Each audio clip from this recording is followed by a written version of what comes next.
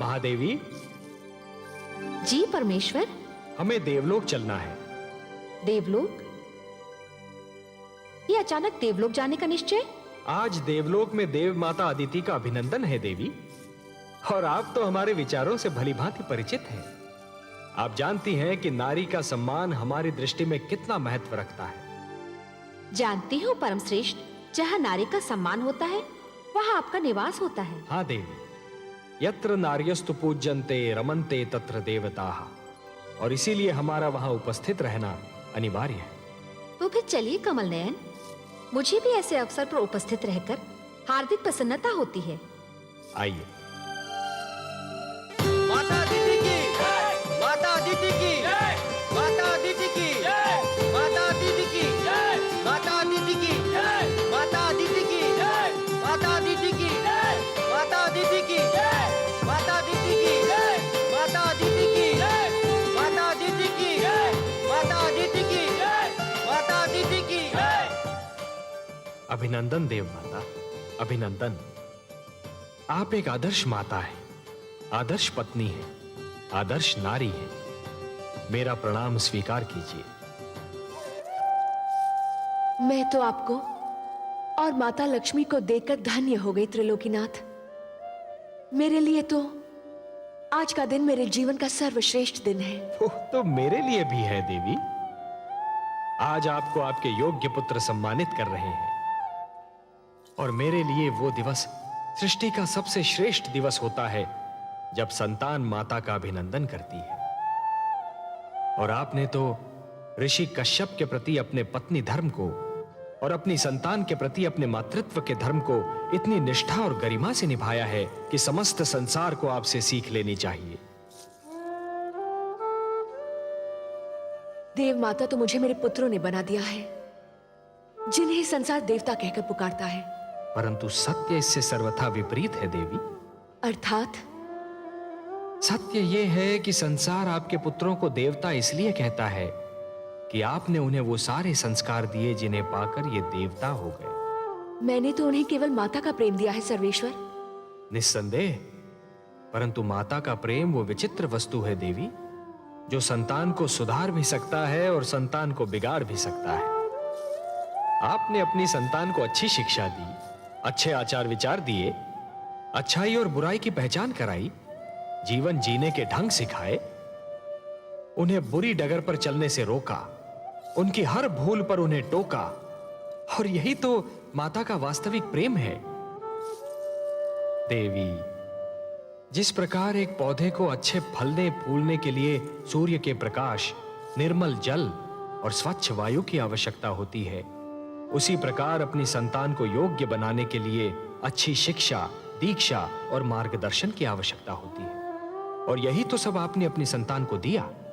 ये सब आप ही की कृपा है लक्ष्मी नारायण। नहीं देव माता, नहीं। जल को अपनी निर्मलता, वायु को अपनी शीतलता और पुष्प को अपनी सुगंध का ज्ञान नहीं होता। ये ज्ञान तो केवल उन्हीं को होता है जो जल को स्पर्श करते हैं, जो वायु का अनुभव करते हैं, जो पुष्प के समीप जाते हैं।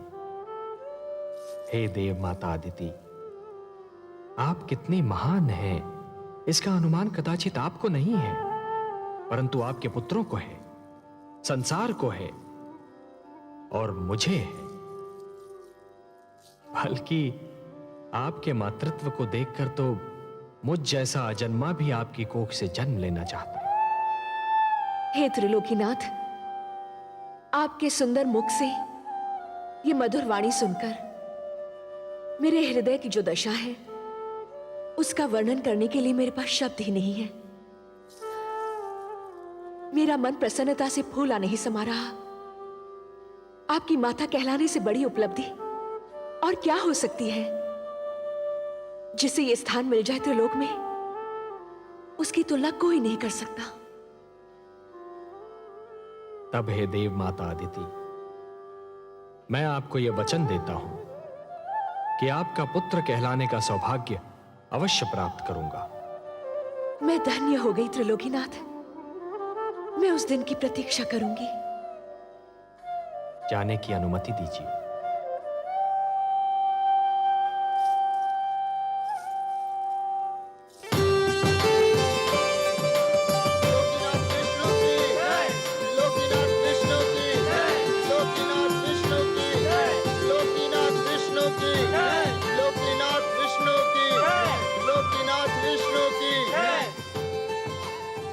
आइए माता, विराजिए।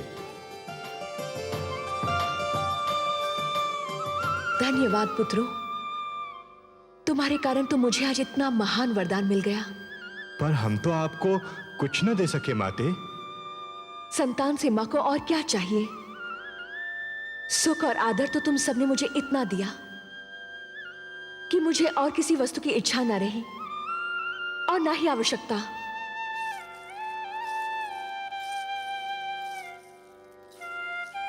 हम चाहते हैं कि हम आपकी और सेवा करें माते।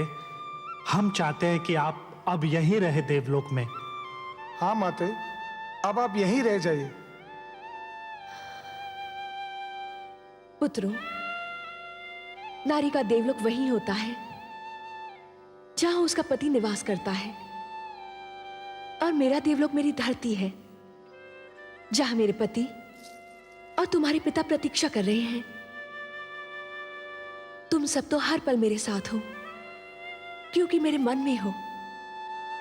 मुझे भी सदैव अपने मन में रखो, मैं भी तुम्हारे साथ रहूंगी।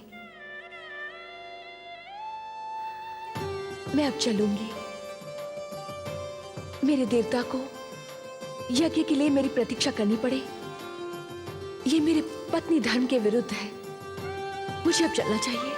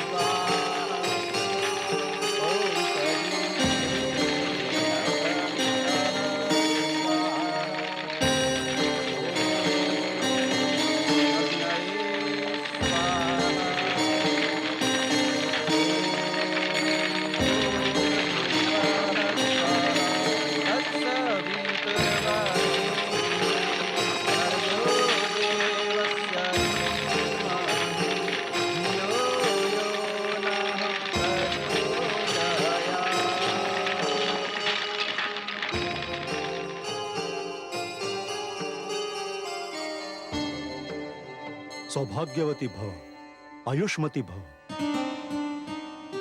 देवी, मैं भगवान विष्णु से प्रार्थना करता हूं कि वो आपकी समस्त इच्छाएं पूरी करें। स्वामी, जिस नारी का पति भी देवता हो और संतान भी देवता मानी जाती हो, उसके मन की और क्या इच्छा हो सकती है? मेरे मन की बस एक ही इच्छा है कि हमारे परिवार पर भगवान विष्णु की कृपा सदा यूं ही बनी रहे।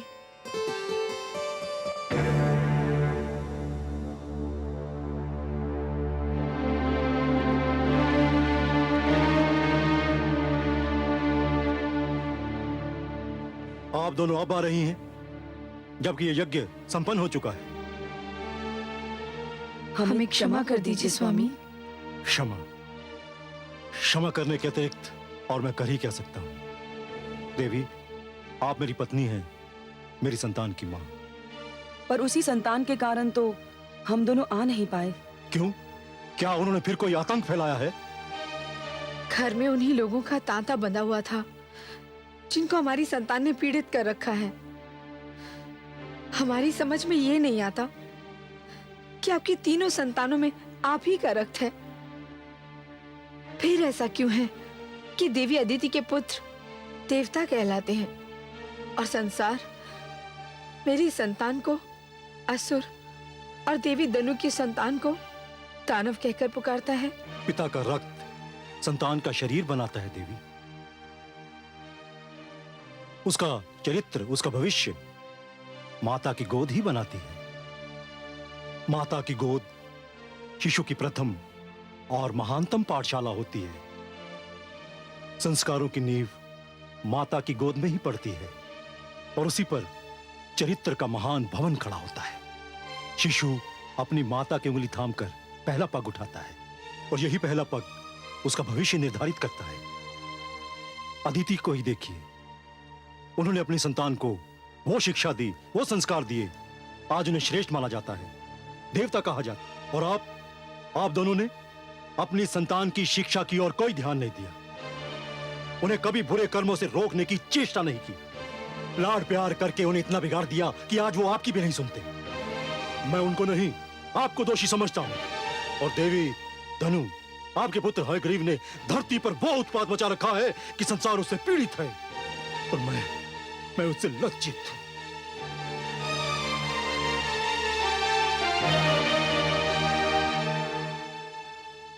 स्वामी,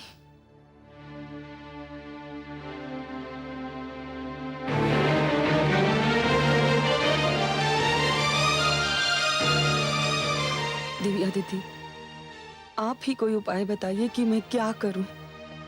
हयग्रीव को समझाइए बहन कि वो हिंसा और अत्याचार का मार्ग छोड़ दे।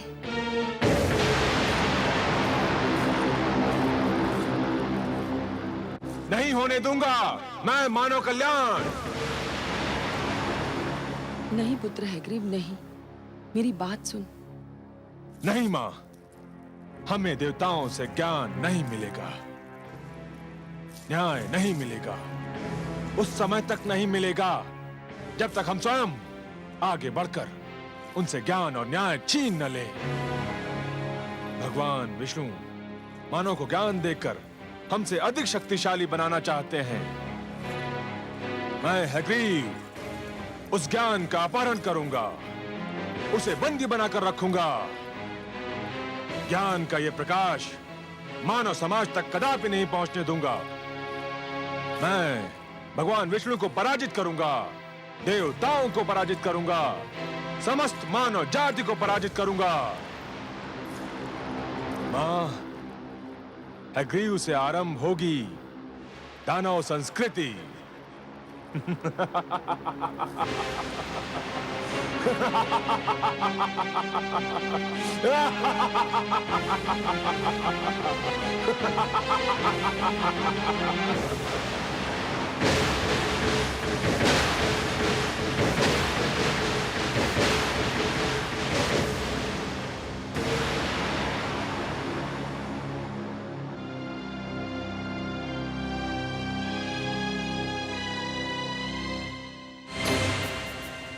ऋग्वेद,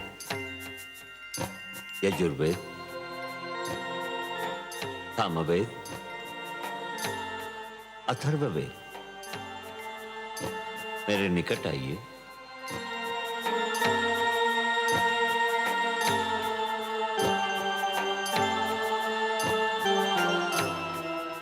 हे ब्रह्मा, आप हमें मानव लोक कब ले चलेंगे? हे ज्ञानकोश, अभी उसका उचित समय नहीं आया है। आपको मानव तक पहुंचाने से पहले मुझे कुछ और आवश्यक कार्य करने हैं। आपकी सुरक्षा मेरा सर्वप्रथम उत्तरदायित्व है। मुझे आपको उन हाथों में देना है जो आपके योग्य हों। मैं भगवान शिव से परामर्श करने जा रहा हूं। मेरे लौटने तक आप यहीं रहिए। जब तक मैं ना आऊं तब तक इस क्षेत्र से बाहर पग न धरें। मैं शीघ्र ही लौट आऊंगा। हे ब्रह्मा, हम आपके आदेश का पालन करेंगे।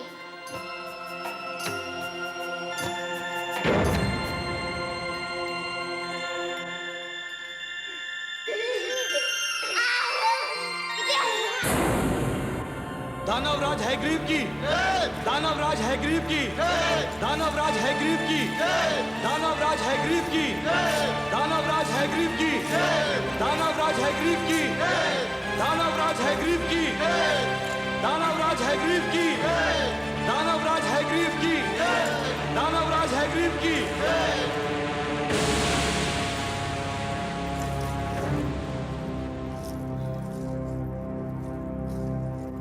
आज तुम्हें सुनाने के लिए कोई शुभ समाचार नहीं है मेरे पास। हाँ, दानव समाज के लिए एक अशुभ समाचार अवश्य है। देवता तो सदा से ही हमसे अधिक श्रेष्ठ और ज्ञानी माने जाते रहे, और अब देवताओं के मित्र विष्णु ने मानव को भी हमसे अधिक श्रेष्ठ और ज्ञानी बनाने के लिए 4 वेदों को जन्म दिया है। और विष्णु ने इन 4 वेदों को मानव तक पहुंचाने का कार्यभार ब्रह्मा को सौंपा है। और इस समय वो 4 वेद ब्रह्मा के पास हैं। ये हम दानवों के विरुद्ध षड्यंत्र है। ये देवताओं का मानव के प्रति पक्षपात है। इसे किसी प्रकार रोकिए। रोकूंगा, अवश्य रोकूंगा। जब तक मैं जीवित हूं, ज्ञान का यह प्रकाश मानव जाति तक कदापि नहीं पहुंचने दूंगा। मारक, घातक, पीड़क, हिंसक,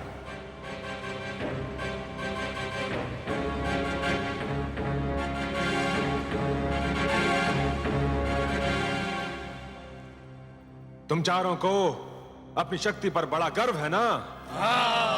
आज तुम सबकी शक्ति की परीक्षा है।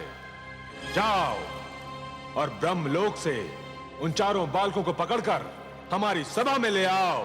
जाओ। तो क्या दानवराज, आपके आदेश का पालन होगा। दानवराज हैग्रीव की, दानव संस्कृति की, दानवराज हैग्रीव की, दानव संस्कृति की।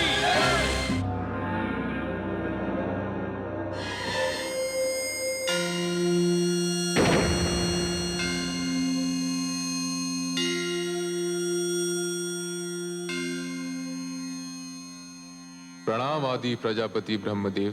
प्रणाम भोलेनाथ। शिवलोक पधार कर आपने मुझे धन्य किया। मैं आपसे कुछ परामर्श करना चाहता हूँ शिव शंकर। आपको सहयोग देकर मुझे प्रसन्नता होगी।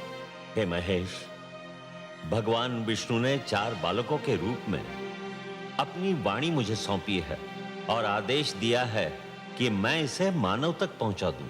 ये तो आपके लिए कोई कठिन कार्य नहीं है। कठिन कार्य तो नहीं है, पर एक दुविधा ने मुझे आ घेरा है। दुविधा? और आपको?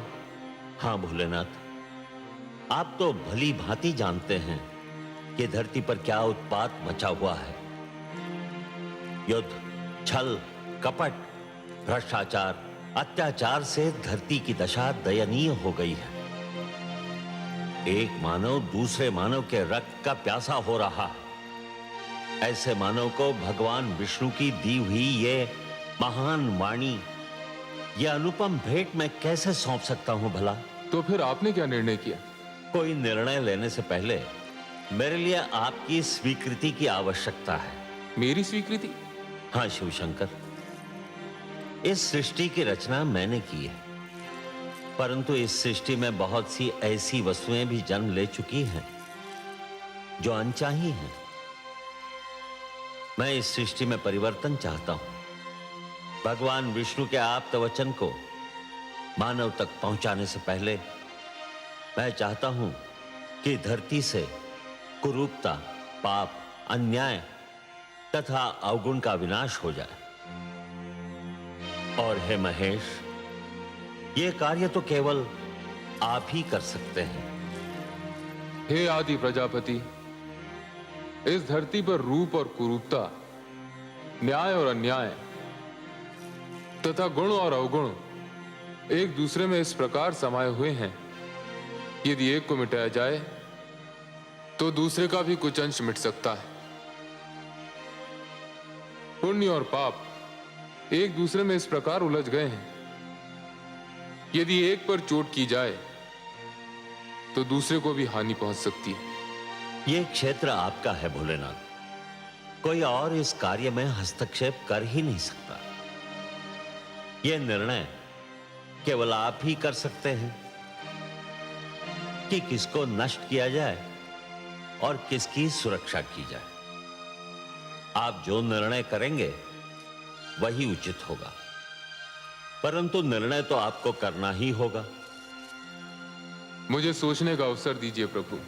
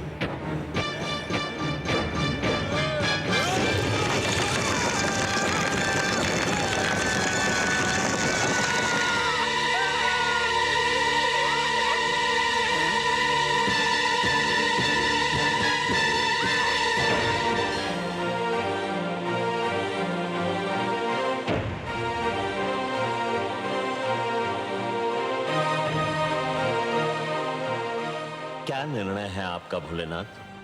हे ब्रह्मदेव, मैं इस निष्कर्ष पर पहुंचा हूं कि सृष्टि को पूर्णतया नष्ट करना उचित नहीं होगा।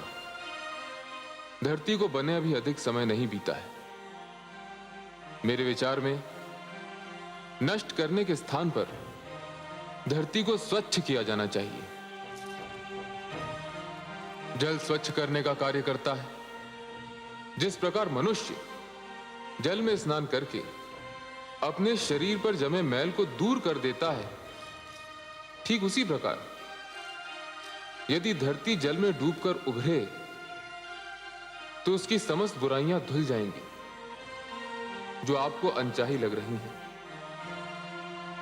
परंतु धरती तो जल में डूबकर उभर आएगी, पर उस पर बसी मानव जाति का क्या होगा? मैं नए मानव को जन्म दूंगा। उसमें भी एक कठिनाई है। क्या कठिनाई है भोलेनाथ? आपके पुत्र मनु मानव सुरक्षा के लिए तप कर रहे हैं। वे मानव जाति का विनाश होने नहीं देंगे। तप करना उसके अधिकार में है। किंतु सृष्टि के विनाश को रोकना उसके अधिकार में नहीं है। मनु को उसका कर्म करने दीजिए। भगवान विष्णु की स्तुति कर रहा है वो। उसका और उसके तप का परिणाम भगवान विष्णु की इच्छा पर छोड़ दीजिए। मैंने आपसे जो निवेदन किया है, मुझे उसका उत्तर चाहिए भोलेनाथ। उत्तर? उसका तो केवल एक ही उत्तर है। धरती पर जल प्लावन होगा। हे शिव, मैं आपको प्रणाम करता हूं।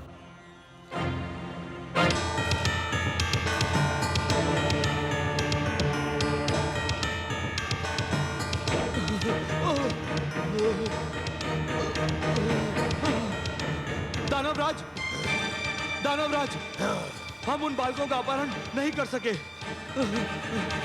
3 दानव ब्रह्मलोक में मारे गए। मैं किसी प्रकार अपने प्राण बचाकर यहाँ पहुंचा हूँ। कायर, तू भी वही क्यों नहीं जलकर भस्म हो गया? मैं भी मर जाता तो ये सूचना आपको कौन देता दानवराज? सूचना समाप्त हो चुकी ना? तो फिर अब तेरा कार्य भी समाप्त हो गया। अब तुझे जीवित रहने की कोई आवश्यकता नहीं।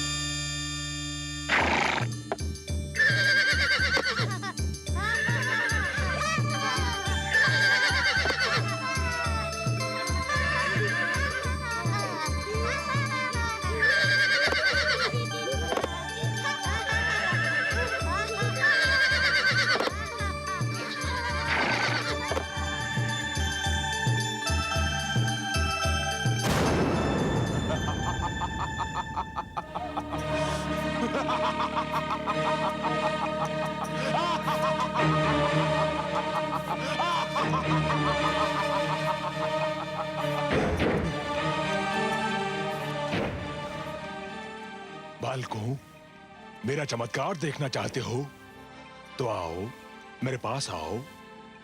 हम यहाँ से बाहर नहीं जा सकते। क्यों? क्यों नहीं आ सकते? भगवान ब्रह्मदेव का आदेश है कि हम इस क्षेत्र से बाहर पग भी न धरे। अरे वो तो महाकपटी है, तुमसे छल कर रहा है। ब्रह्मा जैसे महान देवता के लिए शुभ शब्द मुख से निकालते हुए तुम्हें लज्जा नहीं आती? लज्जा?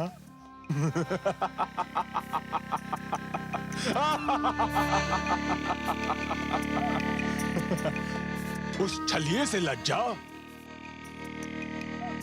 जानते हो वो कहाँ गया है? जानते हैं, वो शिवलोक गए हैं। और वहाँ क्या करने गया है? ये तो हम नहीं जानते। तुम चारों को पाकर ब्रह्मा के मन में खोट समा गया है। तुम झूठ बोलते हो। मैं सत्य कह रहा हूँ। ब्रह्मा शिव के पास ये निवेदन करने गए हैं कि वो धरती को नष्ट कर दें। किंतु क्यों? बड़े भोले हो तुम चारों, इतना भी नहीं समझते। सीधी सी बात है, धरती नष्ट हो जाएगी तो मानव भी नष्ट हो जाएगा, और मानव नष्ट हो जाएगा तो तुम चारों सदा के लिए ब्रह्मा की संपत्ति बन जाओगे, और वो तुम चारों को दास बनाकर रखेगा। हम कैसे मान ले कि तुम सच बोल रहे हो? इसीलिए तो मानव समाज ने मुझे यहाँ भेजा है कि मैं तुम चारों को ब्रह्मा के पंजे से मुक्त करा के उसके पास पहुंचा दूं जिसकी तुम धरोहर हो।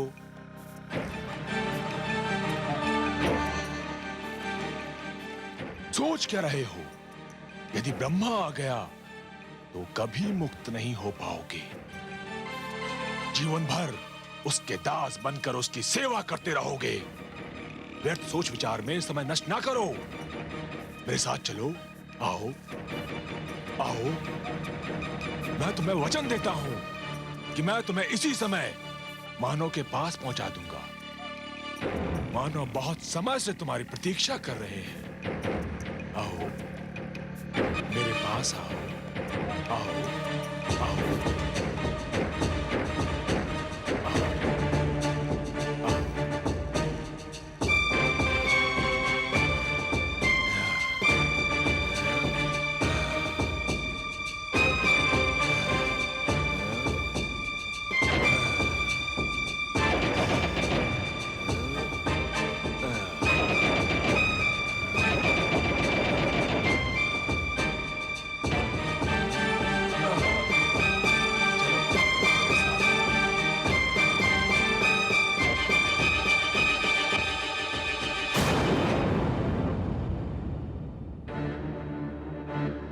ऋग्वेद, यजुर्वेद, सामवेद, अथर्ववेद, कहाँ हो तुम? कहाँ हो? सामवेद, अथर्ववेद, ऋग्वेद, यजुर्वेद, कहाँ गए तुम लोग?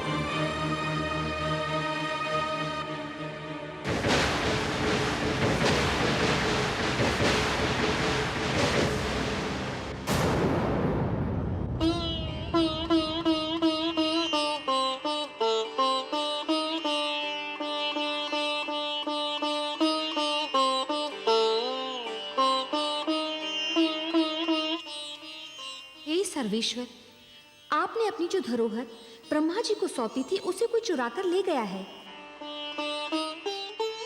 देख रहा हूं देवी। किंतु आप तो योग निद्रा में थे। आपने? ध्यानस्थ था देवी।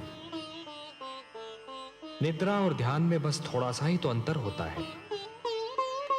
निद्रा में शरीर के साथ साथ मस्तिष्क भी सो जाता है, और ध्यान में मस्तिष्क सचेत और पूर्ण रूप से जागा हुआ होता है।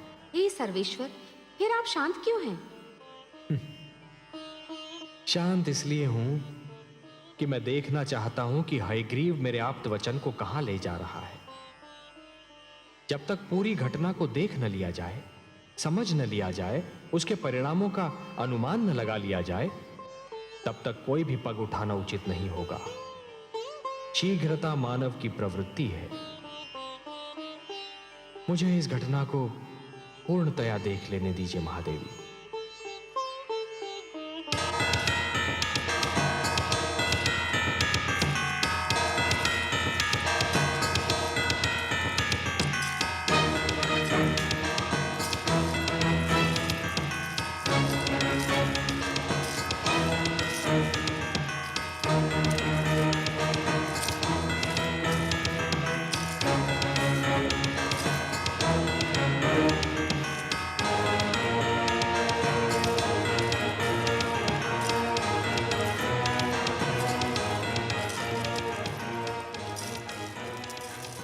तुम कौन हो और हमें कहाँ ले आए हो? मैं अग्रीव दानव हूँ, और ये मेरा भवन है, और तुम चारों अब सदैव यहीं रहोगे। तुम कपटी हो। तुमने हमारे साथ छल किया। तुम्हें अपने अधिकार में लेने के लिए मैं कुछ भी कर सकता था, पर भगवान ने हमें मानव के लिए बनाया है। हम मानव कल्याण के लिए रचे गए हैं। हमें मानव के पास जाना है। अब तुम कहीं नहीं जाओगे। बड़ी कठिनाई से तुम्हें प्राप्त किया है। अब देखता हूं मानो हमसे अधिक शक्तिशाली कैसे बनता है। तुमने हमें मुक्त नहीं किया तो भगवान विष्णु तुम्हारा सर्वनाश कर देंगे।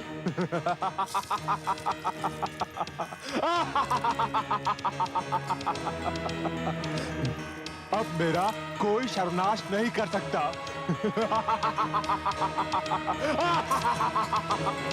और यदि तुम में से किसी ने भी यहां से भागने का प्रयत्न किया तो तुम सबको नष्ट कर दूंगा।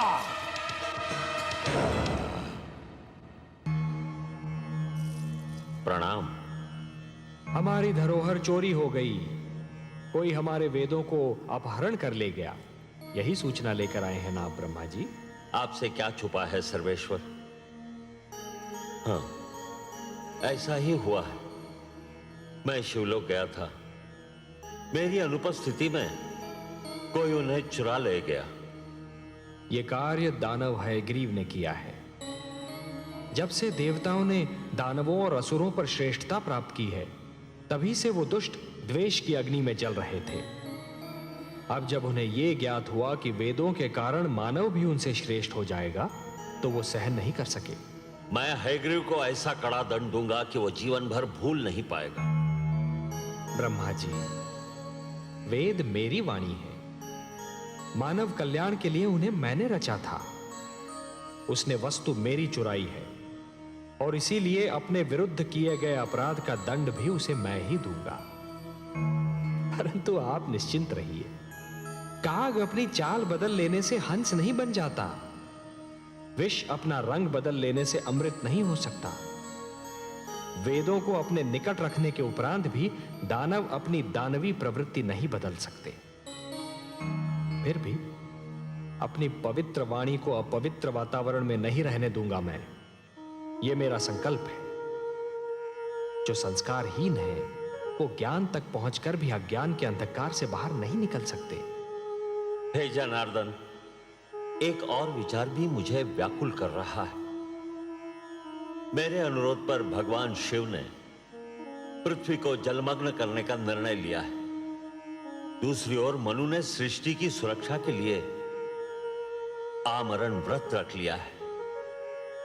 धरती के जलमग्न होने में अधिक विलंब नहीं है। आपके पुत्र मनु की इच्छा और हमारा उद्देश्य एक ही है। उसकी इच्छा है मानव कल्याण और वही हमारा भी उद्देश्य है। अब महादेव के निर्णय और हमारे उद्देश्य की पूर्ति के बीच क्या होना है, यह आप हम पर छोड़ दीजिए। आप चिंता मुक्त होकर जाइए ब्रह्मलोक। हे नारायण, सृष्टि के कल्याण के लिए आप जो भी करेंगे, सृष्टि का कल्याण उसी में है।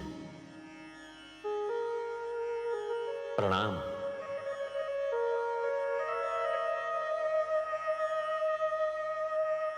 हे प्रभु, अब क्या होगा? आप क्या करेंगे?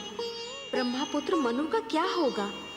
दानव हयग्रीव आपके ज्ञान को नष्ट करने पर तुला हुआ है और भगवान शिव ने पृथ्वी को जलमग्न करने का निर्णय ले लिया है। अब वही होगा देवी जो मेरा वचन है।